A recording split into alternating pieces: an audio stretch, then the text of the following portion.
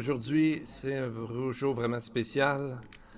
On a l'ordination de Lord Michael Gabizon. Michael a été avec nous des dernières années. Récemment, il a accepté la position de professeur et émérite de les programmes juifs, des études juives de l'Institut Moody, Moody Bible Institute, et sa famille va quitter pour Chicago cet été. Bien sûr que je suis triste de le voir partir pour là, puis en même temps, c'est doux amer parce que je sais que là-bas, il va avoir un programme vraiment chargé pour amener le côté juif à cette institution qui déjà en parle beaucoup. Vous savez, l'Institut Moody est dans mes prières depuis plus de 30 ans parce que cette école, cet institut porte beaucoup de fruits. Et en même temps, je suis tellement heureux de voir que Michael va prendre la tête du programme des études juives là-bas. Alors, je vais sûrement continuer avec plus de ferveur encore, prier pour cet institut, bien sûr. Et c'est une grande joie de ce que Michael soit ordonné dans notre Église, dans notre congrégation. Dieu a toujours appelé ses ouvriers au ministère et continue à le faire aujourd'hui. Pardon, Dieu a appelé Abraham, Moïse, Pierre et Paul et d'autres dans différents ministères. Et plusieurs sont des proclamateurs de justement la parole de Dieu à travers la Bible. Et donc, Michael et Anna, sa femme et leurs enfants, soyez assurés que nos prières vont vous accompagner. Et on ne sait pas si qu'est-ce qui va arriver dans 30 ans, si le Seigneur n'est pas revenu encore. Euh, on souhaite que vos études soient vraiment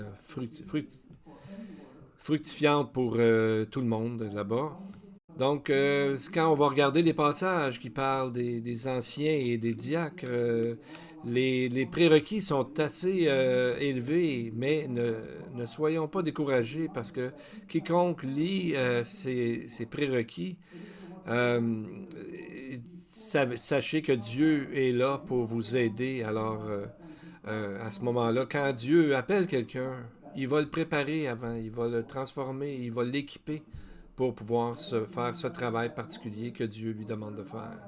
Rappelons-nous que Moïse ou Jérémie ou Ézéchiel, il y a eu des moments où ils ne voulaient pas faire le travail du Seigneur. Mais ils l'ont fait parce que c'était tellement ancré en eux et alors Dieu leur a donné le pouvoir et je suis certain qu'ils ont été très contents de l'avoir fait.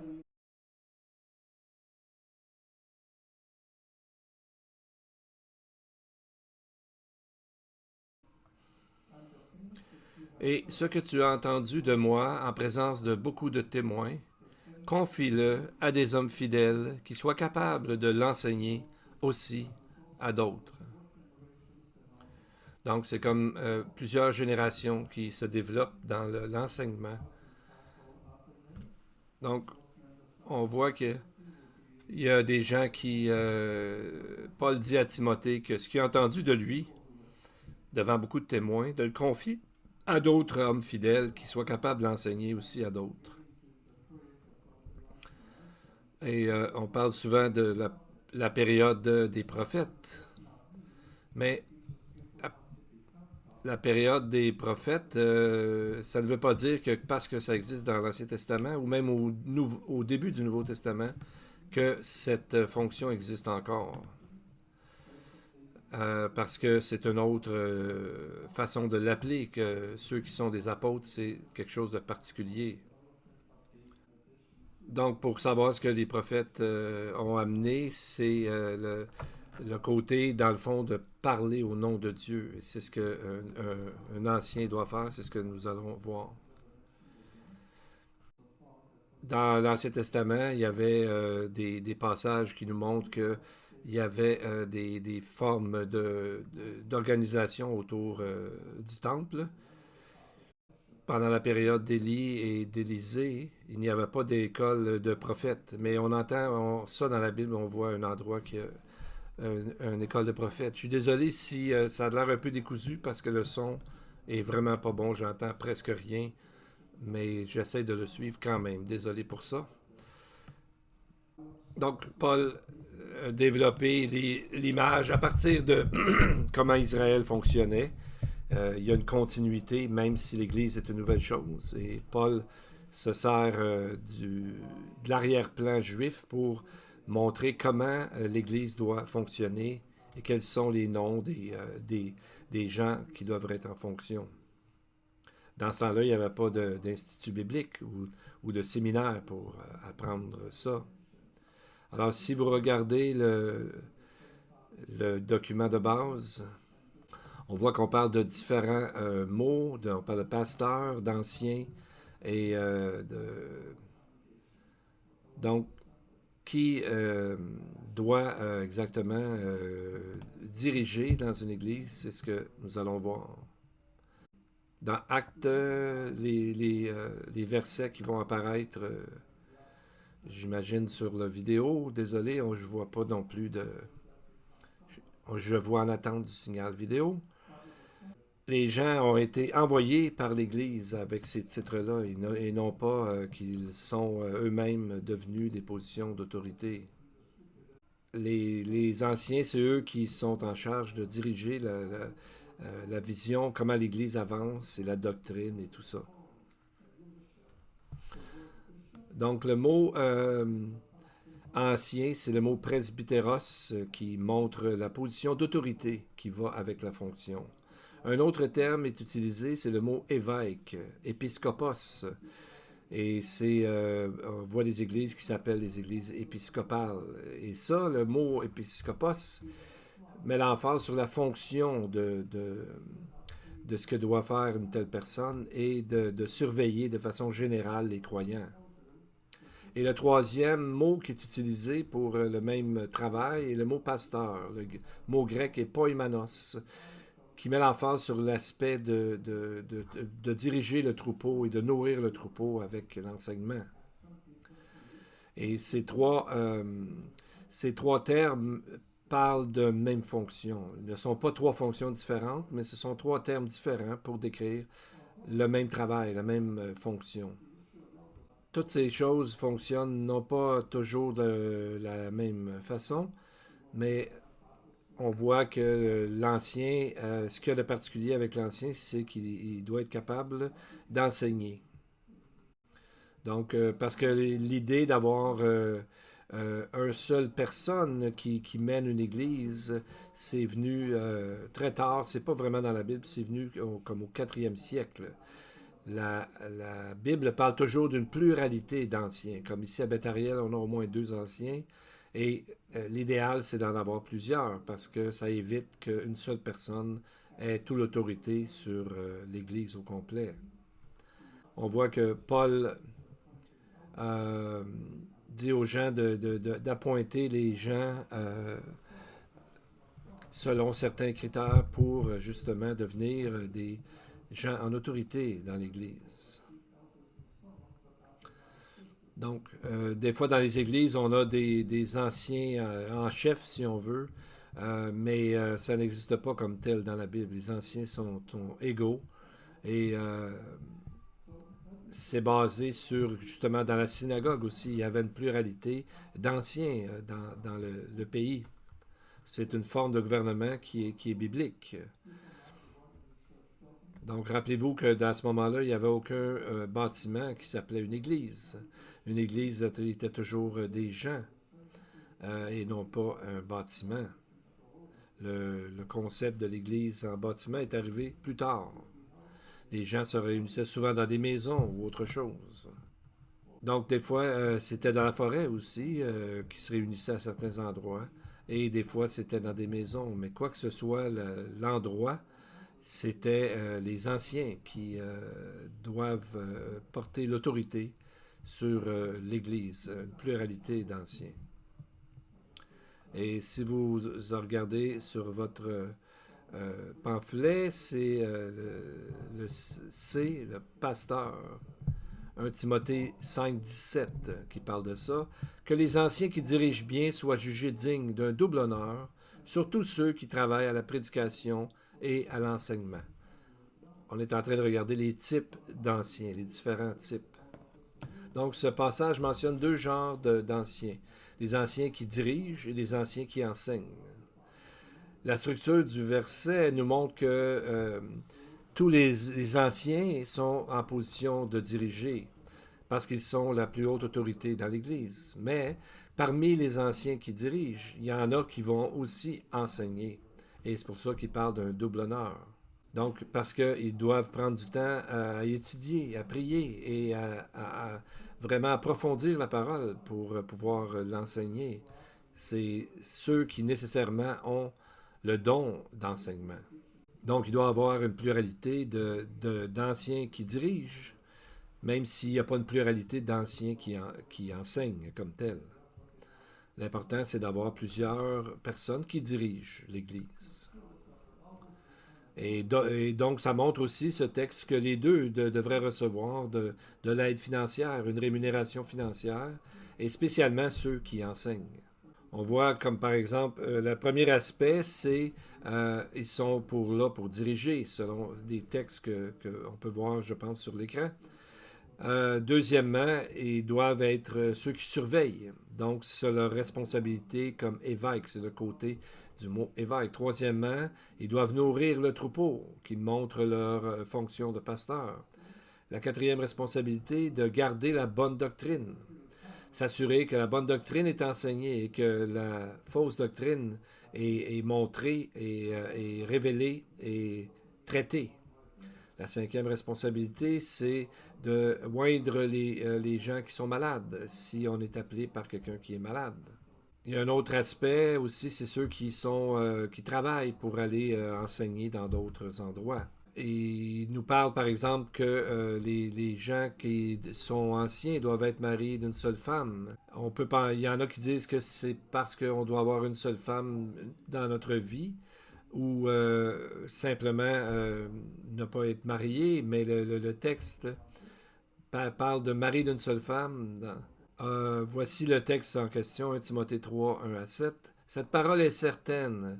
Si quelqu'un aspire à la charge d'évêque, il désire une œuvre excellente. Il faut donc que l'évêque soit irréprochable, mari d'une seule femme, sobre, modéré, réglé dans sa conduite, hospitalier, propre à l'enseignement. Il ne faut pas qu'il soit donné ni au vin ni violent, mais indulgent, pacifique, désintéressé.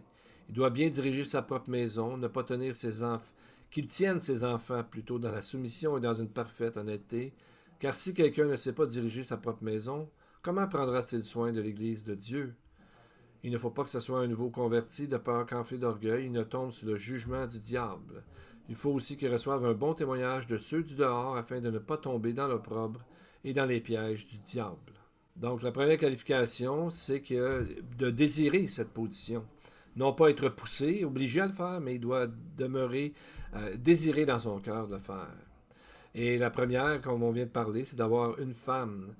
Ce n'est pas nécessairement qu'il veut dire qu'il doit être marié, mais plutôt quelqu'un qui n'est pas en train de se promener en cherchant à séduire toutes les femmes ou de mal agir face aux femmes. Parce que si on disait que c'est mari d'une seule femme, prendre ça à la lettre, ça voudrait dire que tous ceux qui sont célibataires ne pourraient jamais être pasteurs ou anciens, ce qui n'est pas le cas selon ce que nous voyons dans le passage. Donc, le passage peut être pris soit que c'est une seule femme pour toujours, ou encore que c'est quelqu'un qui, bien, même s'il est remarié, ou de sa veuve, il s'est remarié ensuite, ce passage veut dire qu'il pourrait quand même pouvoir être ancien. On peut le prendre d'un côté ou de l'autre, ça dépend de l'Église à décider qu'est-ce qu'ils veulent exactement appliquer dans la vie de la personne. Quatrièmement, il doit être tempéré, il ne devrait pas être dans les excès. Il doit être prudent, ce qui veut dire être sensible et d'avoir du bon sens. Il doit avoir aussi de la maîtrise et non pas agir toujours par impulsivité. Sixièmement, il doit être respectable, donc d'avoir une bonne conduite et une vie ordonnée. Il doit être hospitalier, pardon. Il doit aimer les étrangers et aimer les gens en général. Et huitièmement, il doit être capable d'enseigner. Ça ne veut pas dire nécessairement que ça prend le don d'enseignement, mais il devra avoir un minimum d'habilité à enseigner. Neuvièmement, il ne devrait pas être addicted. C'est quoi? C'est être pris par le vin. Donc, littéralement, le terme grec ici, ça veut dire quelqu'un qui ne s'assoit pas trop long avec son vin, en voulant dire qu'il ne boit pas trop. Ce verset ne veut pas dire qu'il doit être complètement s'abstenir de tout, mais c'est quelqu'un qu'on ne doit pas voir comme quelqu'un qui est souvent en ivresse ou qui aucune forme de trop prendre toutes les choses à la légère. Dixièmement, il ne doit pas être celui quelqu'un qui fait preuve de violence physique ou verbale. Ceux qui sont coupables d'abus de leurs femmes ou des enfants ne qualifient pas pour être des anciens. Onzièmement, ils devraient être gentils et patients. Douzièmement, ils ne devraient pas toujours vouloir se chicaner. Et treizièmement, ils ne devraient pas aimer l'argent. Ça ne devrait pas être ça qui le mène dans la vie. Quatorzièmement, ces enfants devraient être dans la soumission. Ça ne veut pas dire que ces enfants sont tous sauvés, mais ça veut dire que ces enfants, en général, ont une vie saine, et comme il faut devant les autres personnes. Il doit avoir une bonne réputation. Il ne doit pas être immature spirituellement. Ça ne doit pas être un jeune croyant. La Bible dit de ne pas mettre un jeune croyant en autorité trop vite. Et on voit que dans un autre texte, donc il va parler, j'imagine bientôt, c'est dans Tite. On voit un Tite 1, 6 à 9, ce texte-là. Et il parle aussi de 1 Pierre, dans le texte de 1 Pierre, parle de prendre soin du troupeau. L'autorité est de nourrir le troupeau. C'est le côté pastoral de ce mot, de cette fonction d'ancien. Tite 1.9 dit qu'il doit être attaché à la vraie parole telle qu'elle a été enseignée, afin d'être capable d'exhorter selon la saine doctrine et de réfuter les contradicteurs. Ce passage montre ce que doivent être les anciens. Encore, c'est presque la même liste exactement qu'on a vu dans Timothée. Dans Acte 6, chapitre 4, on dit de garder le troupeau. Donc, on voit que c'est une des autres qualifications qu'un ancien doit avoir, de garder le troupeau ensemble. Donc, de ne pas créer de division. Ce que nous faisons, c'est que nous voyons les anciens, comme on impose les mains, comme on voit dans des textes, dans Jacques et d'autres endroits. Donc, c'est une autre fonction, c'est de pouvoir oindre d'huile, comme on voit qui se faisait à ce moment-là, quand quelqu'un est malade. Donc, les anciens doivent aller voir ces gens-là qui sont malades. Donc, c'est ça, c'est que les anciens sont invités par une personne qui a vu une autre malade ou par le malade lui-même, la personne malade, d'aller les voir et prier pour cette personne et de l'oindre d'huile et de prier afin que Dieu puisse, si c'est dans sa volonté, guérir la personne. Parce que nous sommes faibles et nous avons besoin dans notre santé personnelle, parfois d'avoir des gens qui vont venir prier pour nous. Et c'est une des qualifications qu'on demande que les anciens peuvent avoir à faire. Donc, il y a plusieurs façons de voir et il y a plusieurs fonctions pour une même personne. Et on doit être capable de voir comment ils vivent dans leur vie. Donc, ce n'est pas des gens cachés. On doit être capable de pouvoir juger de leur vie avant de les mettre en place. Et maintenant, l'ordination comme telle, on voit ça dans Tite 1.5, où Paul dit « Je t'ai laissé en Crète afin que tu mettes en ordre ce qui reste à régler et que, selon mes instructions, tu établisses des anciens dans chaque ville. » Donc, on voit que dans chaque ville, l'idéal, c'est d'avoir une pluralité d'anciens dans chaque ville, dans chaque église locale. Donc, les anciens voter, si on veut, où on leur impose les mains et on les envoie dans leurs fonctions. Ce n'est pas une élection. Ils sont appointés par les autres anciens parce que les autres ont vu dans cette personne qu'elle a ses qualifications bibliques. On voit dans 1 Timothée 5, 22 que c'est pas quelque chose à faire rapidement. Paul dit à Timothée, n'impose pas les mains à personne avec précipitation et ne participe pas au péché d'autrui. Toi-même, conserve-toi pur. Donc le fait d'imposer les mains, c'est la façon biblique d'envoyer des gens dans des fonctions, soit à l'extérieur de l'Église, comme Michael ce matin, ou dans notre propre Église, de comment nommer et envoyer les anciens. Paul et Barnabas ont eu l'imposition des mains en tant qu'anciens qui auraient à voyager et d'aller établir d'autres églises ailleurs. Dans 1 Timothée 4, 12 à 16, Paul commande à Timothée au sujet de comment appointer des anciens. Et ça, c'était fait par l'imposition des mains. Donc, on voit que ça doit être fait non pas par un seul ancien, mais par plusieurs anciens. C'est ce que nous voyons dans les textes. Par exemple, dans Actes 13, 1 à 3, où, comme j'ai dit tantôt, Paul et Barnabas ont été envoyés par l'Église pour être des anciens sur la route en voyage. Donc, encore là, toujours, c'est les anciens qui, à travers l'imposition des mains, c'est comme une image de transfert d'autorité, bien qu'il ne se passe rien techniquement, physiquement, mais c'est une image de montrer que l'Église les envoie au nom du Seigneur et que ces gens-là, les anciens, sont d'accord. Donc les deux fonctions, que ce soit évêque ou surveillant, ou ancien, ou pasteur, c'est des facettes d'une même fonction. 1 Pierre 5.4 parle des récompenses. Si on parle des récompenses de l'aspect de la fonction d'ancien, 1 Pierre 5.4 parle de la couronne de la gloire. Donc, il y a une couronne spécifique pour ceux qui enseignent, qui prennent leur rôle de façon biblique à enseigner, et ils recevront une des 5 couronnes que l'on voit dans les Écritures, c'est la couronne de la gloire. Il y a même un texte qui parle de la couronne incorruptible de la gloire. Mais nous savons que toutes les couronnes célestes seront incorruptibles. Donc, la personne doit apprendre la Bible, ça c'est bien évident.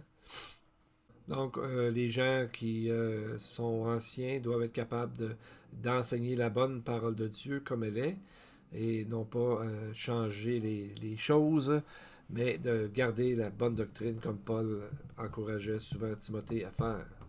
Je m'excuse, je comprends vraiment pas tout ce qu'il dit avec le son que j'ai. Il parle des gens qui vont au séminaire, mais c'est au minimum qu'on est dans un séminaire ou non, il faut que la personne connaisse la parole de Dieu. On voit que ces passages qu'on a nommés sont dans